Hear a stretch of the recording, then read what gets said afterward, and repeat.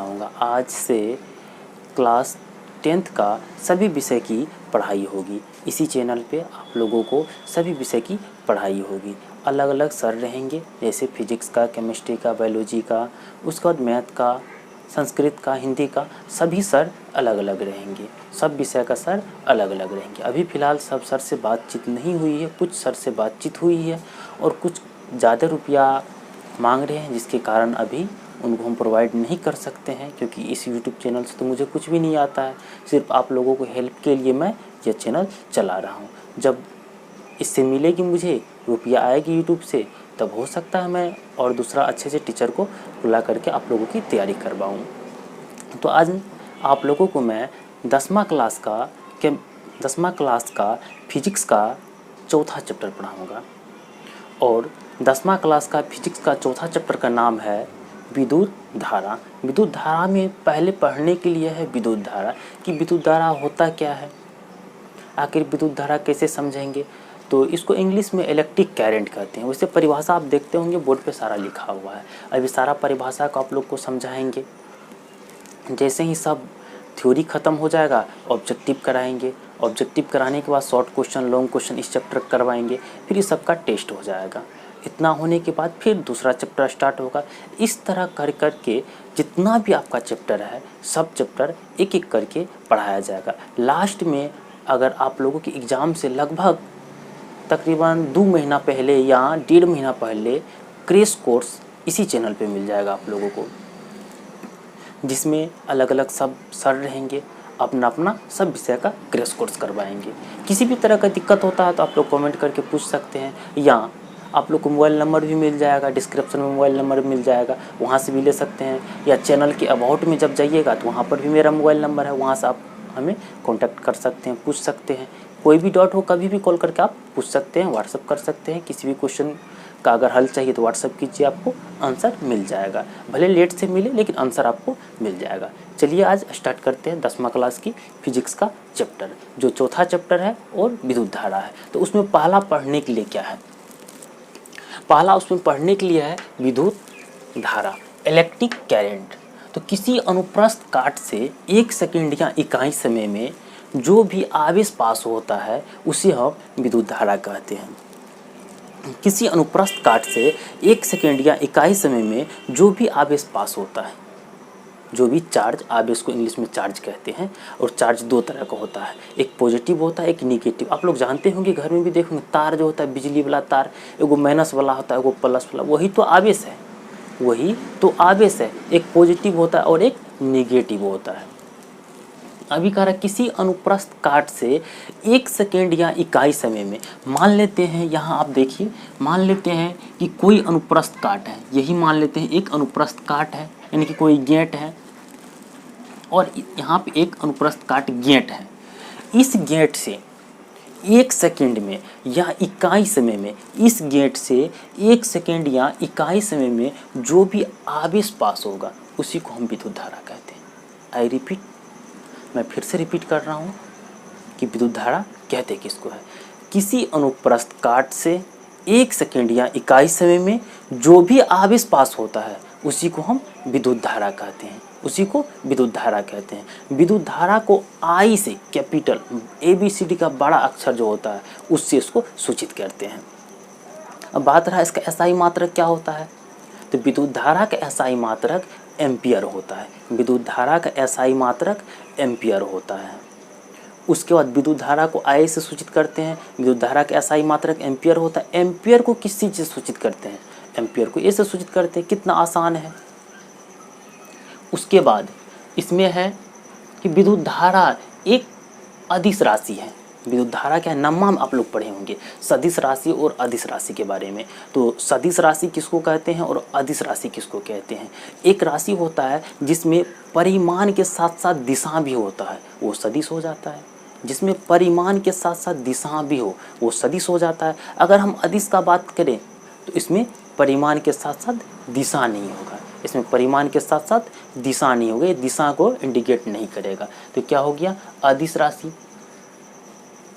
और विद्युत धारा बराबर क्या होता है? विद्युत धारा का अगर फार्मूला का बात करें तो विद्युत धारा का सूत्र होता है आवेश बट्टे समय। विद्युत धारा का सूत्र होता है आवेश बट्टे समय, यानी कि electric current equal charge upon time, I equal Q upon T हो जाता है। जहाँ पर आई क्या है? विद्युत धारा है। जहाँ पर आई विद्युत धारा है और क्यू आवेश है, टी क्या है? समय है। फिर से रिपीट कर रहे हैं, आप लोग ध्यान से सुनिएगा। विद्युत धारा किसे कहते हैं? विद्युत धारा क्या होता है? विद्युत धारा को किस चीज़ से सूचित करते हैं? विद्युत धारा का अस्थायी मात्रक क्या होता है? विद्युत धारा कौन सी राशि है? ये सब के बारे में। तो किसी अनुप्रस्थ काट के क्षेत्रफल से 1 सेकेंड या इकाई समय में जो भी आवेश पास होता है उसी को हम विद्युत धारा कहते हैं। 1 सेकेंड या इकाई समय में जो भी आवेश पास होता है उसी को हम विद्युत धारा कहते हैं। विद्युत धारा को आई से सूचित करते हैं। विद्युत धारा को आई से सूचित करते हैं। विद्युत धारा का एसआई मात्रक एम्पियर होता है। विद्युत धारा का एसआई मात्रक एम्पियर होता है। एम्पियर को ए से सूचित किया जाता है। एम्पियर को ए से सूचित किया जाता है। विद्युत धारा एक अदिश राशि है। विद्युत धारा बराबर होता है आवेश बट्टे समय, यानी कि electric current equal charge upon time, I बराबर क्यू बट्टे टी। यहाँ तक तो आप लोग को कंप्लीट हो गया होगा फार्मूला। किसी भी तरह की दिक्कत है आप लोग कमेंट करके पूछिए, फिर से जो भी दिक्कत है पूछ सकते हैं, कोई बात नहीं। अगला है आवेश। तो चार्ज 2 प्रकार का होता है, इससे पहले भी मैंने रिपीट किया था। चार्ज क्या होता है? 2 प्रकार का होता है, एक पॉजिटिव होता है, एक निगेटिव होता है, जिसको हम क्या कहते हैं? पॉजिटिव को धन आयन कहते हैं, निगेटिव को ऋण आयन कहते हैं। पॉजिटिव को धन आयन और निगेटिव को ऋण आयन कहते हैं। अब एक बात समझना है यहाँ कि आवेश का एसआई मात्रक क्या होता है। तो आवेश का एसआई मात्रक कूलाम होता है। आवेश का एसआई मात्रक कूलाम होता है। और एक इलेक्ट्रॉन पर 1.6 गुना 10 का पावर 19 कूलाम चार्ज होता है। एक इलेक्ट्रॉन पर 1.6 गुना 10 का पावर 19 कूलाम ऋण आवेश होता है। इसका मतलब ये माइनस में होता है, इसके पीछे में माइनस नहीं है, इसीलिए आगे में ऋण लगा हुआ है। क्यों ऋण लगा हुआ है? क्योंकि इलेक्ट्रॉन तो एक ऐसी पदार्थ है जिसपे चार्ज कैसा होता है? माइनस होता है। इलेक्ट्रॉन पे चार्ज कैसा होता है? माइनस होता है। प्रोटॉन पे चार्ज कैसा होता है? तो प्लस होता है। प्रोटॉन पे चार्ज प्लस होता है, इलेक्ट्रॉन पे चार्ज माइनस होता है। अब बात रहा न्यूट्रॉन पे क्या चार्ज होगा? वो तो कुछ भी नहीं होता है उसमें, वो तो जीरो होता है, इसलिए उस पर कुछ चार्ज ही नहीं होता है, उस पर कुछ चार्ज ही नहीं होता है। अब है विभव। तो विभव का फॉर्मूला होता है अनंत से 1 कूलाम आवेश को, अनंत से 1 कूलाम आवेश को किसी विद्युतीय क्षेत्र तक लाने में जो भी कार्य करना पड़ता है उसी को हम क्या कहते हैं? विभव कहते हैं। आई रिपीट, अनंत से 1 कूलाम आवेश को किसी विद्युतीय क्षेत्र तक लाने में जो भी कार्य करना पड़ता है उसको हम क्या कहते हैं? विभव कहते हैं। चलिए देखिए, ये भी समझ लीजिए। मान लीजिए ये अनंत है, अनंत से कहीं पर ये अनंत है और अनंत से यहाँ पर मान लेते हैं ये विद्युत क्षेत्र है, ये विद्युत क्षेत्र। अनंत से 1 कूलाम आवेश को, अनंत से 1 कूलाम आवेश को यहाँ तक लाने में जितना कार्य करना पड़ा होगा, मान लेते हैं अगर 5 जूल का कार्य करना पड़ा होगा तो यहाँ का जो वोल्टेज होगा, विभव होगा, वह 5 वोल्ट होगा। यानी कार्य का एसआई मात्रक, कार्य को जो सूचित करते हैं वह जूल में सूचित करते हैं, कार्य को जो सूचित करते हैं वह जूल में सूचित करते हैं। तो 1 कूलाम आवेश को, 1 कूलाम आवेश को अनंत से किसी विद्युतीय क्षेत्र तक लाने में जितना जूल का कार्य करना पड़ता है वही क्या कहलाता है? विभव कहलाता है। मान लीजिए यहीं से यहाँ लाया, यहीं से यहाँ लाया तो इसको 8, यहाँ लाने में 8 जूल का कार्य करना पड़ा, यहाँ लाने में 8 जूल का कार्य करना पड़ा। इस बिंदु का वोल्टेज हो जाएगा 8 वोल्ट। अगर यही दोनों विभव का अगर हम डिफरेंट अंतर कर दे, या 5 वोल्ट और 8 वोल्ट का अंतर कर दे, तो यही तो विभवांतर होता है, यही विभवांतर होता है। विभवांतर की परिभाषा क्या होता है? 2 विभवों के अंतर को विभवांतर कहते हैं। कितना आसान है, 2 विभवों के अंतर को विभवांतर कहते हैं। 2 विभवों के अंतर को विभवांतर कहते हैं। विभव किसे कहते हैं?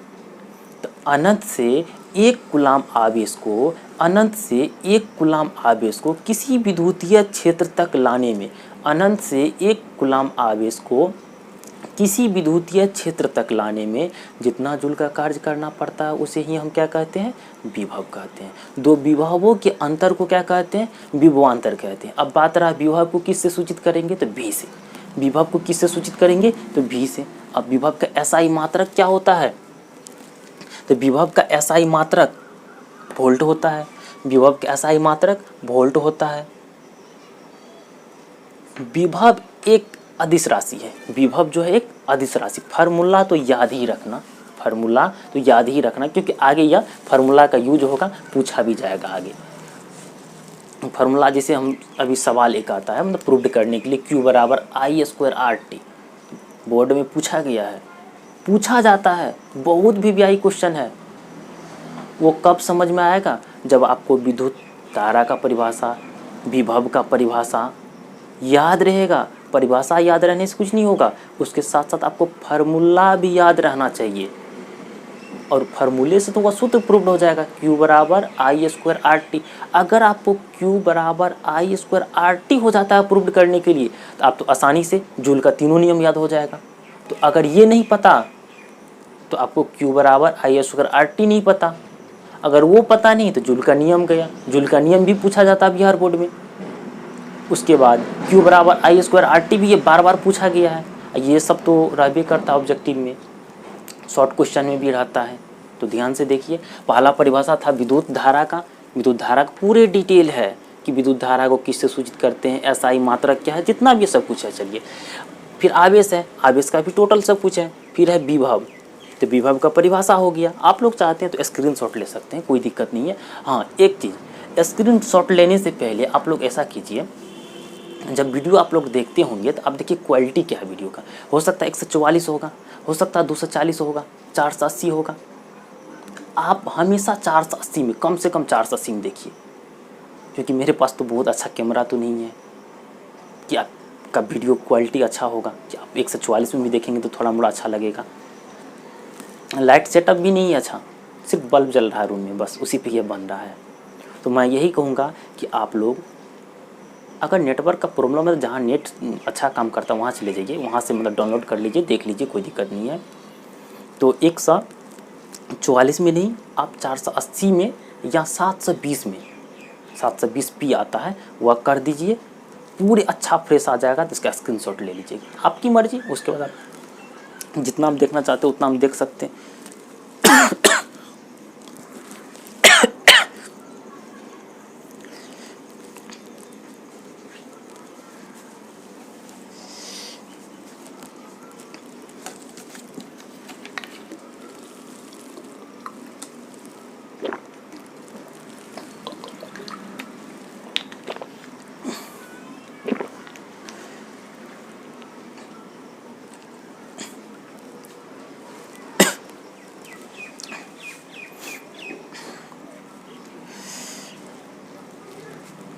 चलिए, तो विभव हो गया। विभव क्या है, एक अदिश राशि है। विभव का सूत्र क्या होता है, कार्य बटे आवेश होता है। विभवांतर, अभी तुरंत बोले थे, विभवांतर किसको कहते हैं, दो विभवों के अंतर को, दो विभवों के अंतर को विभवांतर कहते हैं। यहाँ देखिए, अगर दिखाई देता होगा तो यहाँ देखिए, एक विभव है, मतलब एक पॉइंट है ए, एक पॉइंट है बी। ए का विभव, ए का जो विभव है वह भी ए है, और बी का जो विभव है भी बी है। विभवांतर निकालेंगे तो अगला विभव में से पछला, मतलब अधिक में से कम को घटा दिए, यही तो विभवांतर निकल गया, यही विभवांतर निकल गया। अब अगला है 1 एम्पियर। तो 1 एम्पियर समझने से पहले कुछ चीज़ समझना पड़ेगा आपको, तब वो आसानी से 1 एम्पियर क्या कितना एम्पियर रहेगा तो आसानी से आप हो जाएगा। देखिए 1 एम्पियर किसको कहते हैं, तो ये अनुप्रस्थ है, कोई काट है या अनुप्रस्थ काट है, इसमें करंट का फ्लो हो रहा है, मतलब इलेक्ट्रॉन का ट्रांसफर, मतलब इलेक्ट्रॉन का बहाव हो रहा है इसमें। तो अगर 1 सेकेंड में 1 कूलाम आवेश पास होगा, 1 सेकेंड में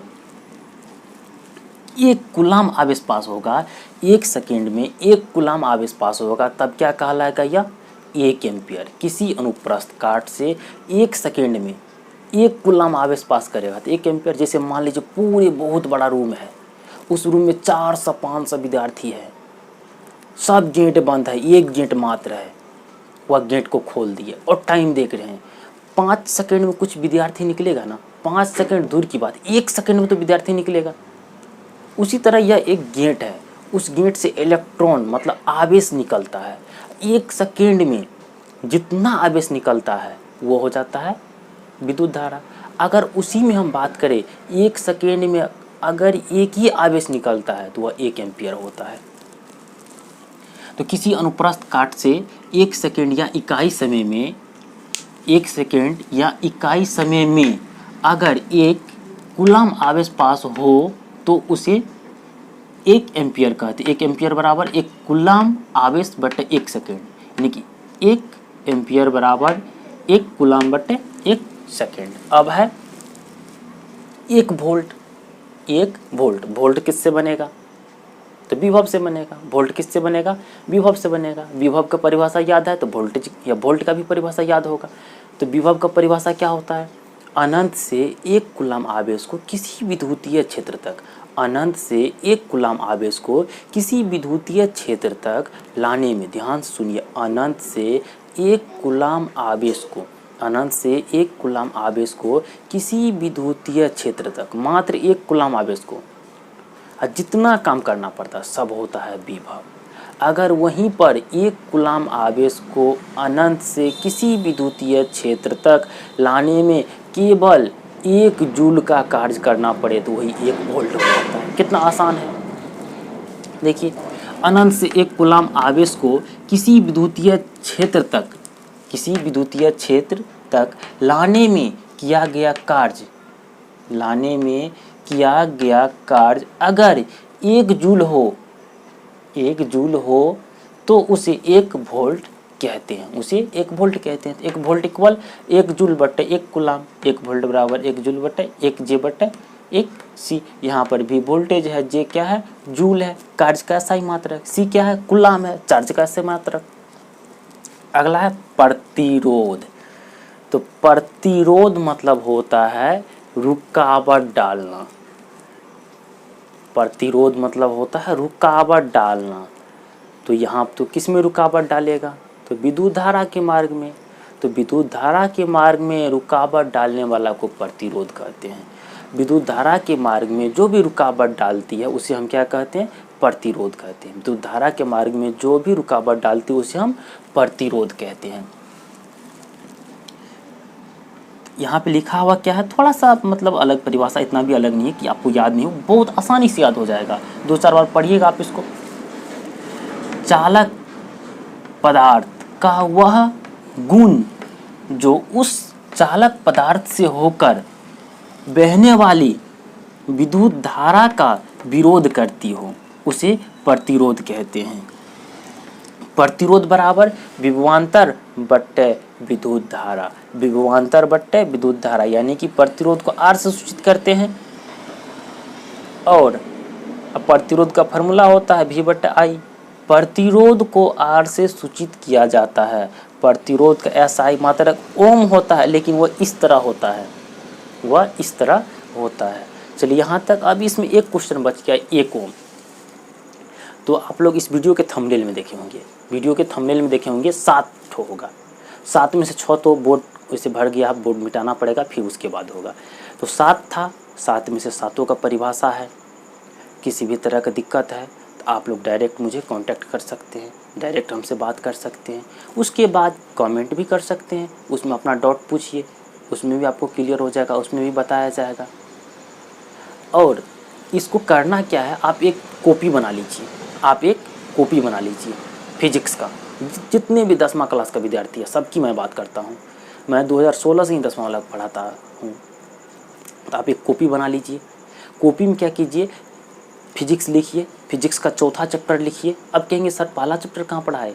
तो उससे कोई फ़र्क नहीं पड़ता है, क्योंकि हम 2016 से जो बैच चलाए हैं, आप किसी से भी पूछ सकते हैं। तो पहले हम 4था चैप्टर ही पढ़ाए हैं, 4था चैप्टर पढ़ाते हैं, उसके बाद ही किसी चैप्टर के बारे में, 4था के बाद 5वां पढ़ाते हैं, उसके बाद पहला सा स्टार्ट करते हैं, ताकि उधर का जो ख़त्म हो जाता है तब तक विद्यार्थी आ जाए और भी तो शुरू से जब आप स्टार्ट करेंगे तो उसको कवर हो जाएगा, फिर ये रिपीट हो जाएगा, क्योंकि ज़्यादा मार्क का क्वेश्चन विद्युत धारा से पूछा जाता है और विद्युत धारा के चुंबकीय क्षेत्र से।